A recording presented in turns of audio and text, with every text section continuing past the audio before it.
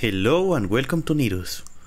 Today we'll be continuing where we left off, which, if you recall, was right after someone entered the house, someone entered the mansion, someone or something. And then Nerus and Shax shared a pretty intimate moment, which pretty much made Nerus realize that he had deeper feelings for Shax. He asked Sebos about what he could do to make Shax like him more, and he got this idea of maybe digging a bit deeper into Shax's family affairs to see if he could help him and make him realize that he could also lean on him, the same way Shax has always been someone for Nerus to lean on. So, without further ado, let's get started.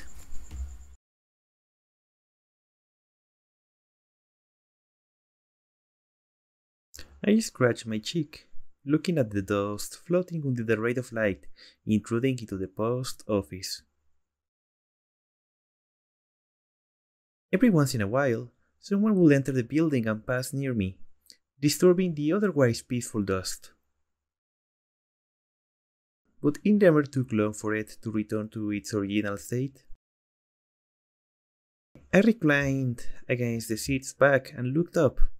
Half an hour had passed since I had arrived. What is taking them so long? The office isn't bursting with activity right now. I was sitting alone in the middle of a row of chairs, watching people come and go with longing eyes. I had tapped the armrest rhythmically, taking off a glove to count the scales on my hand, and played some with my tabard. My patience was reaching its limit. As soon as I saw one of the two employees leave, I got up and approached the remaining one at his booth. A reptile, not that different from myself, was working behind the glass, red scales, and he wore a white, cheap-looking uniform. This, of course, was a shapeshifter. One that had blended among the mortals here in order to smuggle goods for us warpers. But this person and I were shapeshifting to better fit this place, in my case by hiding my feathers and changing the color of my scales. I leaned close to the glass. Excuse me, what's taking so long? I'm sorry. I have someone looking for it in the back, but... You can't find the package? The shapeshifter beat the bottom of his mouth and shook his head. That's unfortunate. I looked to the side, tapping the wood under me at a monotonous pace. Can I join your friend? We should find it faster together. I don't want to fall further behind schedule. The red lizard sighed and gave me a sympathetic look.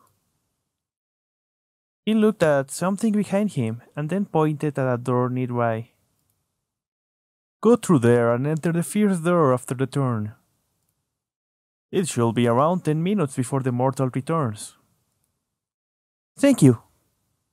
I didn't waste any time. Following his instructions, I arrived on some sort of storage room, delimited by 4 white walls and a wooden ceiling and floor. Tall shelves almost reached the ceiling, packed full of boxes and paper packages, nearly all of them with a tag tied or stuck to them. At the center was a somewhat small table. There, another lizard shapeshifter was rummaging through some boxes, opening them to check their contents before shaking his head and sealing them again. He jumped a bit when he noticed me. Hello, I am Nero Magnus's warper. Your partner told me you couldn't find my package, so I decided to come to help look for it. I'm sorry. I hid your package in a box here last night, but... He glanced at the top of one of the shelves.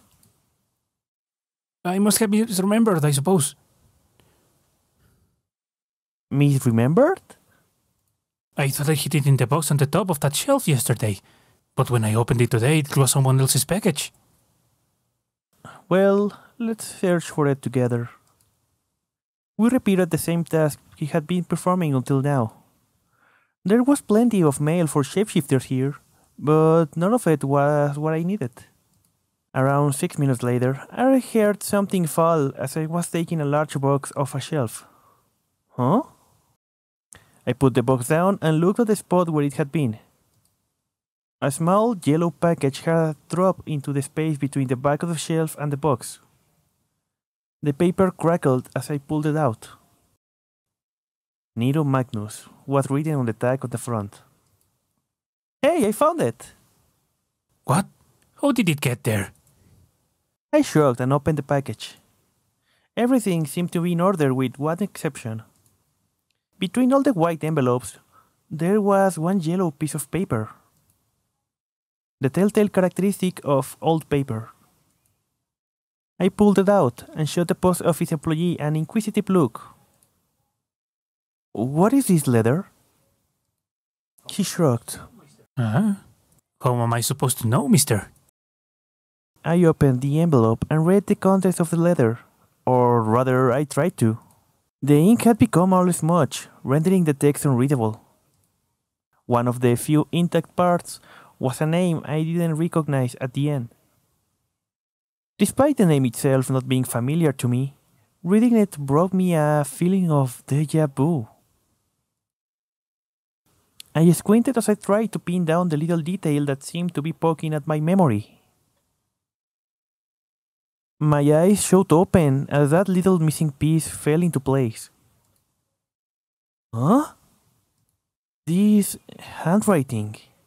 It looks familiar, but... Is something the matter, Mr. Shax? This is weird, but I still have the rest of my shift ahead of me. I'll try to figure out what it means later. And this wasn't supposed to be in the package, so no one will mind if I keep it. No, everything is in order. I showed the other shapeshifters a smile while I closed the envelope and shoved it back into the package, which then I held under one of my arms. I should be going now. Your mortal coworker should be back soon, right? That's true. Good luck in your troubles. I'm truly sorry about all the trouble. Oh, don't worry about that. See you. I bowed and exited the room before he had time to say anything else. My delay hadn't been so long that any of the nobles I visited after noticed. As usual, I walked into their homes, did a dance for them, and turned the correspondence in. After I was done with work for the day, I folded the old letter and put it inside one of my pockets. It already was ruined enough, I didn't care if it got a bit more crumpled. Then I returned to Nerus's mansion. I greeted Sebos on my way in, and he said he would inform the master of my return. We didn't have any plans for that day, so after putting the letter in a drawer, I went to the parlor to read a book. Around the time the great shapeshifter normally was done with work, I heard the parlor's door open and he appeared. It didn't take long for me to notice something was off. His posture was the same as always. Ears pointing upwards, shoulders wide and pulled back. Every step of his seemed to carry an air of conviction, and so did his closed hands. But his eyes didn't give away a hint of anxiety. He was looking down, not at me, but at the floor, blinking every so often. What's the matter, Nerus? Huh? Nothing, Shax. He sat in front of me, across the table. Of course, I didn't believe his lie, but I decided to play along. Perhaps it will be easier to get him to tell me by his own volition, rather than asking. We talked about our day. Nerus complained about the monotony of doing desk work, and I told him about the missing package incident. I told him about the extra letter too, to which he shrugged in response. Accidents such as that happen from time to time. The warper before you once got a package mixed up with the mortals. The contents of the mortals package were peculiar. Peculiar how? The great shapeshifter brought his hand to his chin. It was a toy for physical pleasure. The noble he visited after was very surprised when he opened it in front of her. I had to send a letter to clarify it had been an accident and not some sort of message. Nerus sighed as I failed to contain my giggling. Oh, I hope I'm not airheaded enough for that to happen to me. How do you even get them mixed up like that? It was mislabeled. I suspect one of the employees at the post office played a prank on him. Perhaps there was some sort of drama present between them, and the employee decided to take a little revenge. Talking about pranks, is there something I want to ask you, if you do not mind? There it is again. That looked like he hurt someone. What is it? It's about your family. What motivated you to prank them? Oh, that again? Well, you opened up to me, so I guess it's fair I tell you that if you want to know. I shifted on the couch and held my hands together. Nerus blinked, and his ears twitched. I imagine he was surprised I agreed to talk about this right away. It had been a couple of months already, and I trusted him, so I didn't mind answering this now. Besides, any other shapeshifter would have given him a straight answer as soon as he posed that question after Baron's visit. Telling him about this was way overdue. You know I'm the youngest son of my family, right? Nerus nodded. I guess most of my siblings turned out okay, and they figure if they raised me the same way as them, I'd be the same. Me and my siblings help in our operations. We all act the part of a normal mortal family, get close to people, create bonds, and use those bonds to ensnare people around us into a trap, especially those who are weak or desperate. My voice was steady as I narrated my family's work, as if I was reading it off a piece of paper. Now that I was here, it all felt distant, like a memory from a forgotten dream.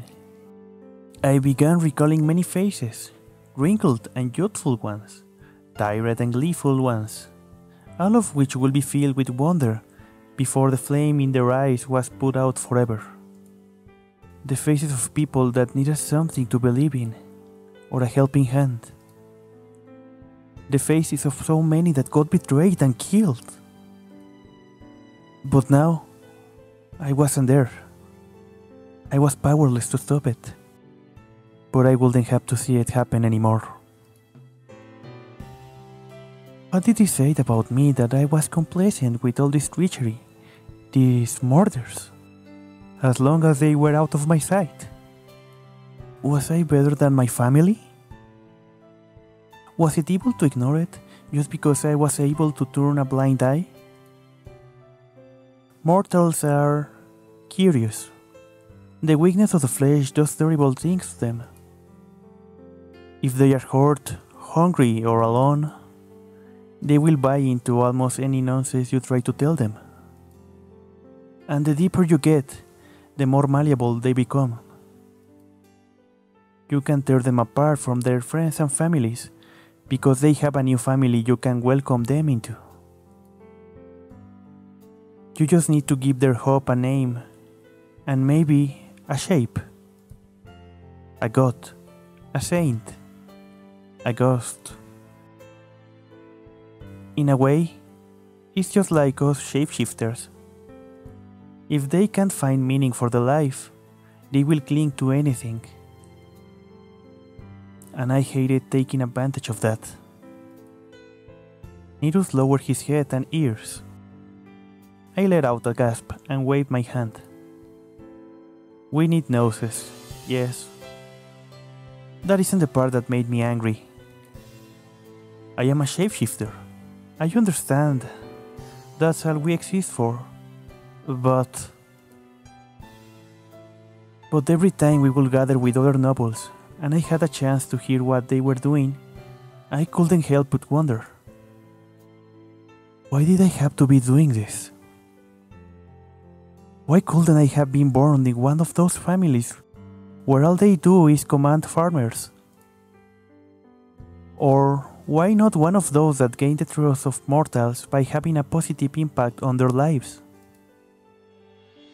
Being a farmer myself would have been preferable. Targeting weak people, making fake promises, and severing them from everything that might get in the way. Seeing their smiles, while knowing what awaited them, killed me. I couldn't handle being forced to take part in something so horrible and cowardly.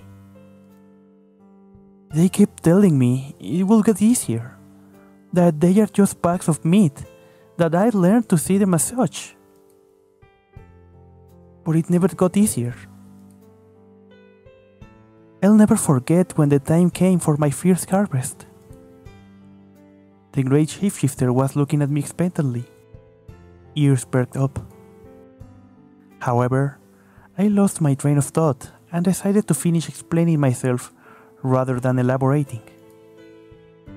Anyway, when a harvest happens, that isn't the end of it. The aftermath is just as destructive. And not only because of those creatures. Once we go away, the ideas we implanted remain. People perpetuate those cults, and so we keep ripping noses after we are gone, at least for a while. I just couldn't handle doing that again.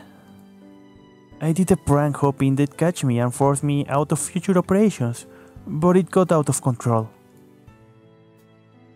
Since an angel found out somehow. But I can say I regret it. As far as I'm concerned, that operation being ruined is a good thing. And it got me here in the process.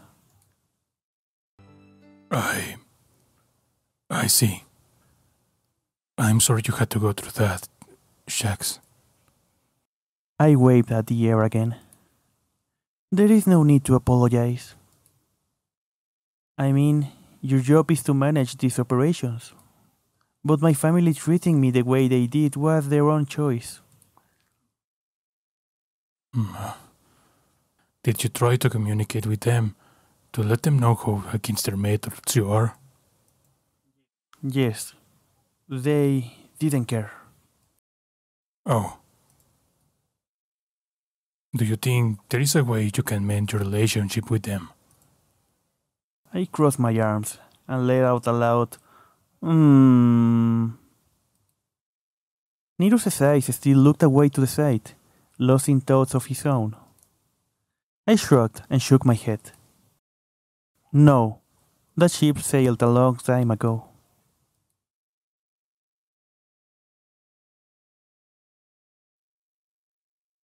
After some deliberation, I believe this might not be the best of ideas.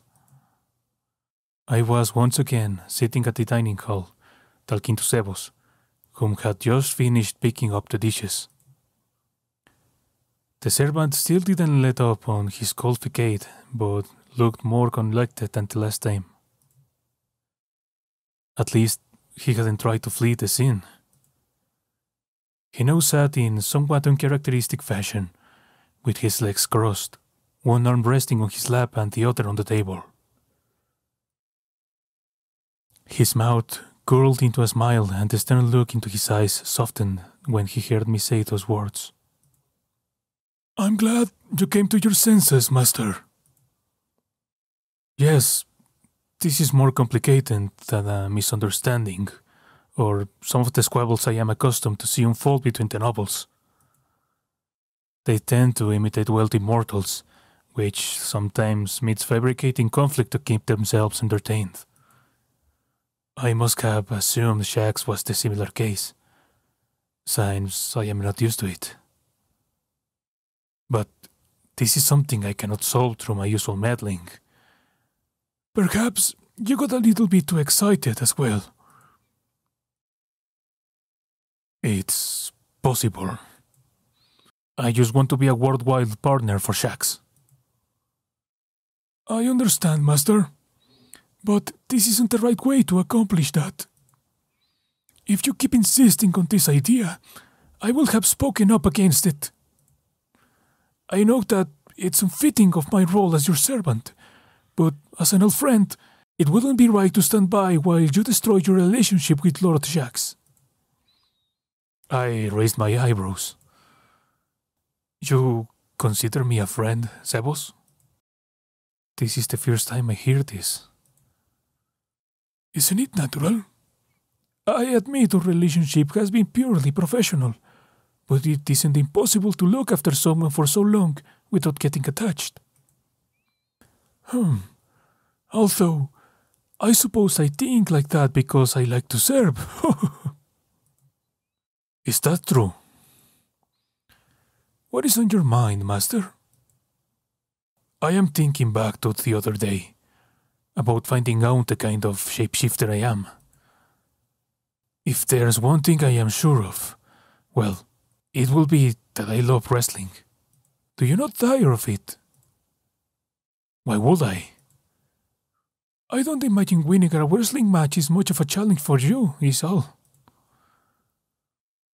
And in Nomino's case, the gap between you is so large. We know he will triumph at the end. It does not bother you always knowing the result of the match? I cannot say it does. Fighting is much more than just struggling to overcome your opponent. It is also a way to express yourself. Oh. I proceed to monologue about the discipline of fighting as a way to strengthen and nurture masculinity, among other things. By the time I was done, Sebos' gaze was slightly lost, and some sweat was running down his forehead and nape. When I finished, he rubbed his face and held his mouth open for several seconds. Anyway, have you contacted his family yet? Shax's. I did, but they responded not long ago. We did not decide a fate for their visit. It will be rude of me, but I will have to inform them that the plan will be postponed indefinitely. The servant nodded. It will be for the best.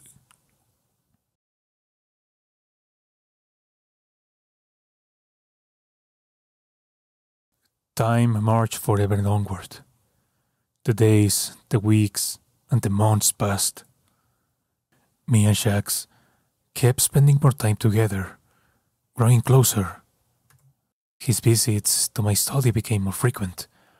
He will pick a file, read through it, and ask me about the details about it. Or he will take one of the books I owned and tell me his thoughts as he reads through it. But we didn't always talk. Sometimes we would be immersed in our own tasks, exchanging a glance and a smile every once in a while. We were comfortable in each other's presence.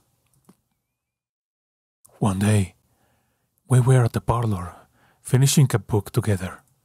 He had sat beside me so the both of us could read. And at some point, he started leaning on me. I don't think he noticed, but I did. That feeling of his little frame up against mine. I realized I yearned for it. It was becoming harder to ignore what I felt for him, but I kept my feelings locked away, not knowing how to act upon them, or if it will be even right to do so. Was I afraid of rejection? He adored me, yes, but would that translate to him reciprocating my affection? Or was there something else that caused me unease? However, that wasn't a turbulent time, only for me, but for all shapeshifters. For more years than I can count, we had been working under the nose of the angels and the archons in order to produce gnosis in the name of the eons. Never advancing, never drawing near to our goal. No matter how many souls we purified, indifferent of our efforts and the sacrifices we imposed on others. But, despite this, that conflict was finally about to reach its next stage.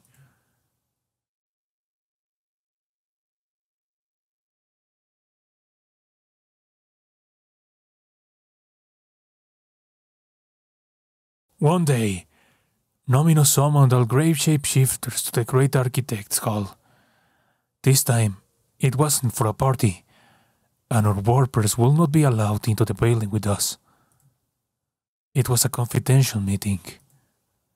A cold wind filled the vast room.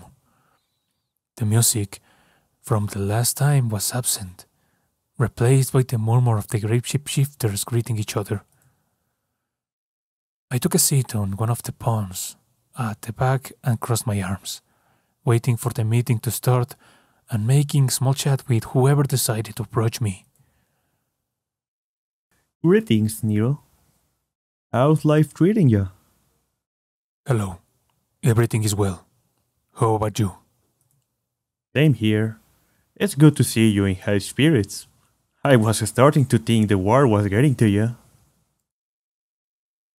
Yes, I have been getting told that lately. I'm sorry.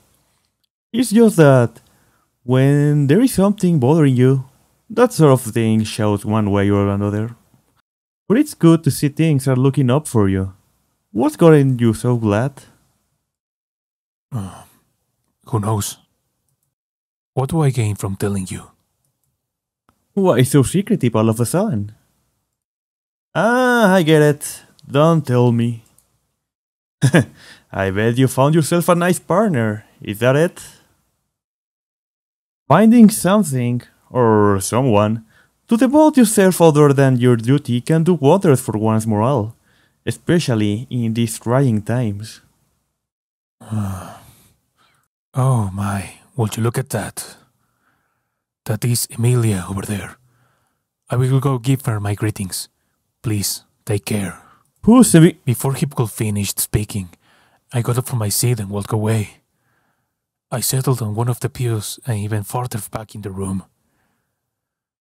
Good Lord. Either people are becoming more perceptive, or I am way easier to read than I estimated. It has been more than a year, and I still do not know what to do with my feelings. I wonder if Shax has noticed something. Will he say anything if he noticed? In time, the noise decreased, and all one could hear were the whispers of the curious shapeshifters, wondering what it could be that the leader wanted to announce. Soon after, the stage lights turned on, all of them converging on a single lantern in the center. One last light illuminated the right end of the stage from where Nomino emerged. The light followed him as he dragged his feet towards the lantern. The hall was in absolute expectant silence, except for the occasional echo of Nomino's footsteps. Until he finally reached it. Testing. Ink. He talked into the microphone after tapping it once or twice. We'll keep it brief. Aeons want us to engage in battle against angels. Same plan as last time, but different objective. The murmur was reignited, but no one dared raise their voice and question Nomino directly, instead waiting for him to finish. The goal this time is a vessel. Allow the great Aeon to enter here. But to bring him, we must fight. A single great shapeshifter stood up and raised his hand. Nomino's head turned to his general direction, but no words came out of him. The other shapeshifters shifted in place, eyes open wide and mouth agape, until he guessed he was allowed to speak. Do you mean to allow the Aeon directly into this world through one of us? Correct. Anyway, that is all. I will decide and mail you the details later. And as soon as he finished speaking, Nomino's form broke down. The countless overlapping stripes came loose until they unraveled into colorful ribbons that floated down and behind the lantern. Some of the louder great shapeshifters jumped up and rushed to the stage. They looked behind the lantern and its surroundings for any trace of Nomino. You can say that at your sleep. What exactly did they tell you, Nomino? Explain yourself. The rest either stayed in their seats discussing this development or got up to leave. I was in the teardrop. I am as curious as everyone else. Allowing a neon inside here could change the way we operate on a fundamental level. But there is no point in conjecture. I will wait until Nomino is ready to reveal more.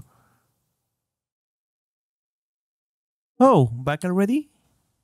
Nomino is fond of making a big show by having us gather here, but he is just as concise in a person as he is in his letters. A waste of time, if you ask me. Shall we go back?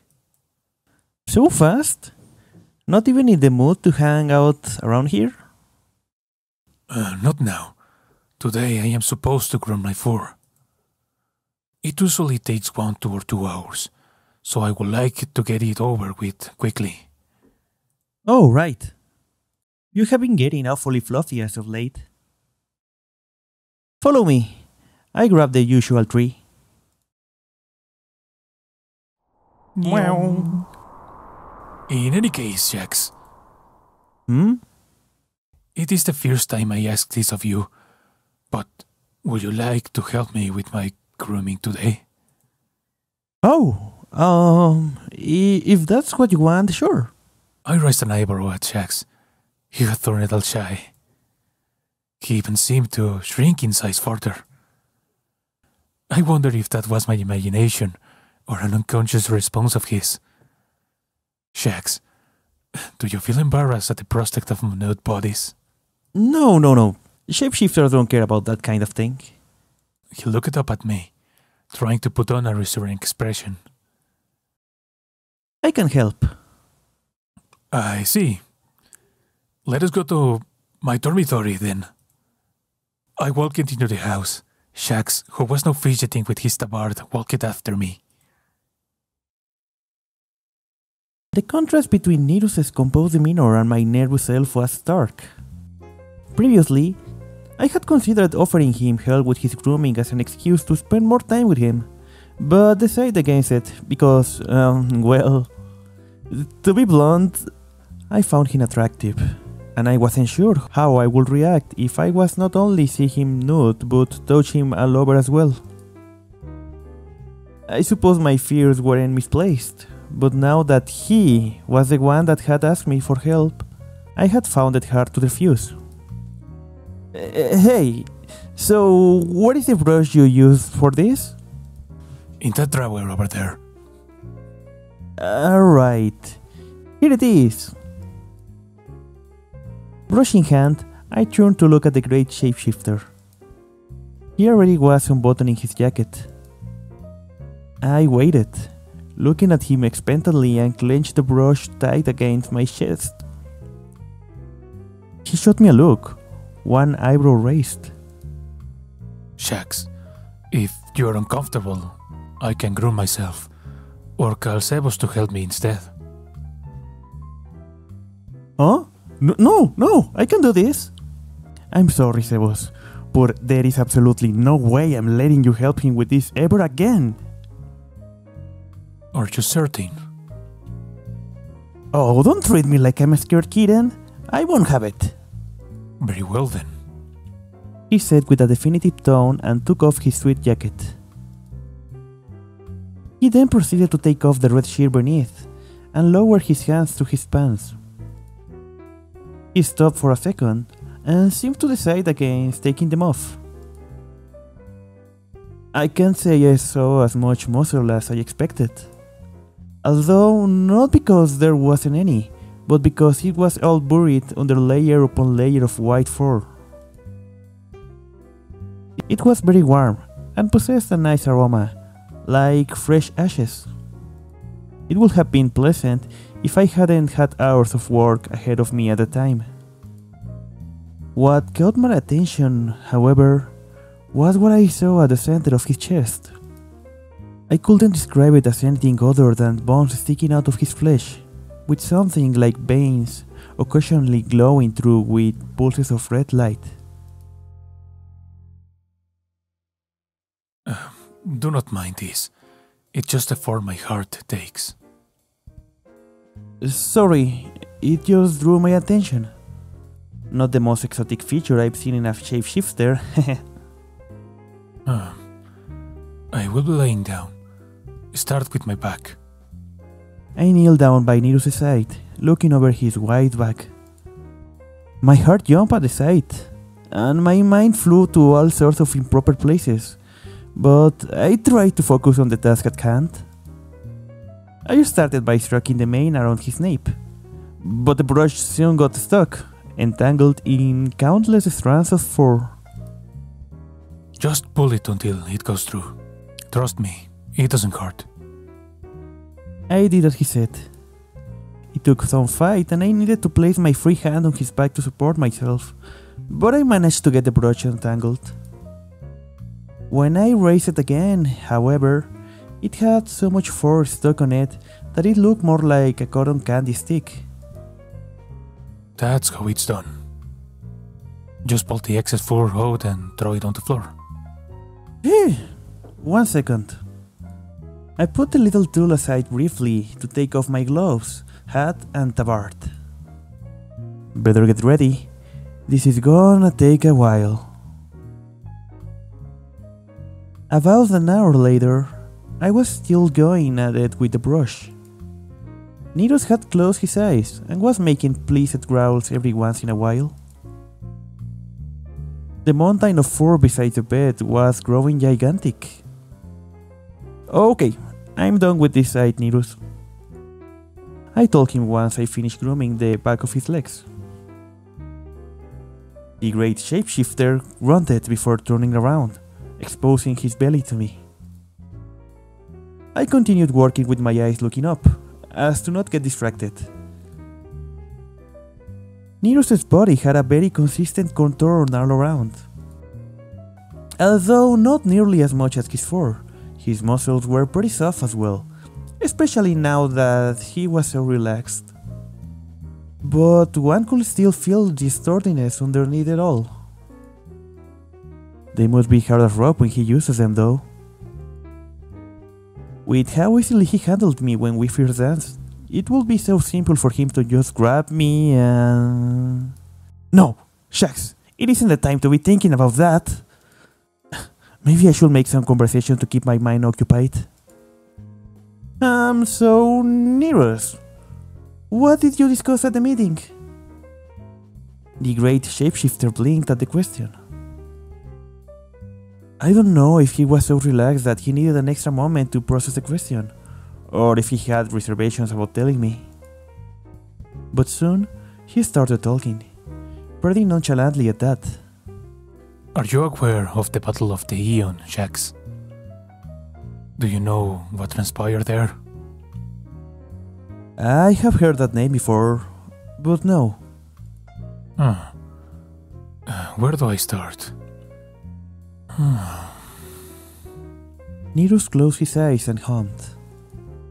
It began with a meeting much like the one we had today. However, the plan was different. Did you know angels don't reproduce, Shax? Oh? Why not? He clicked his tongue, his entire body relaxing as he allowed himself to dive into memories of 200 years ago. Well, that was today's episode of Nerus. And in this episode, well, Shax, while looking for the package he was supposed to deliver, finds a mysterious letter, which looked like it was addressed to Nerus, but also it contains some stuff we didn't get to see, which made it look like he recognized it from before, from some time before.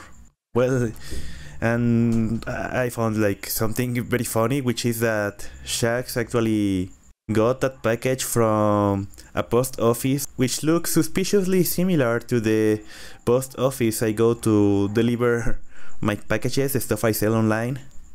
And I'll be showing you a couple of pictures right now, so you can see what I'm talking about.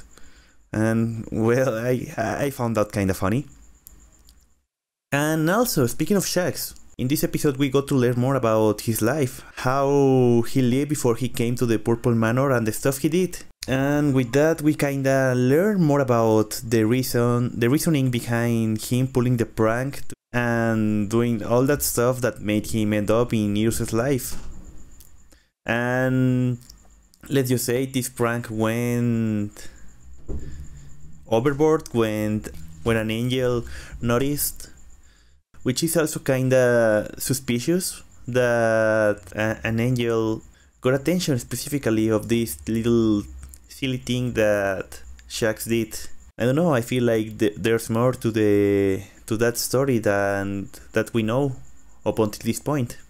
And finally, the last important thing that I think it's like very relevant in this episode is how Nomino, out of the blue, he pretty much tell the shapeshifters that he's got a plan to fight the angels, and that he pretty much like he doesn't even ask them for their opinion. Like he's pretty much doing this like all on his own, and a war is coming closer, and everyone is very surprised because up to this point it was all very passive.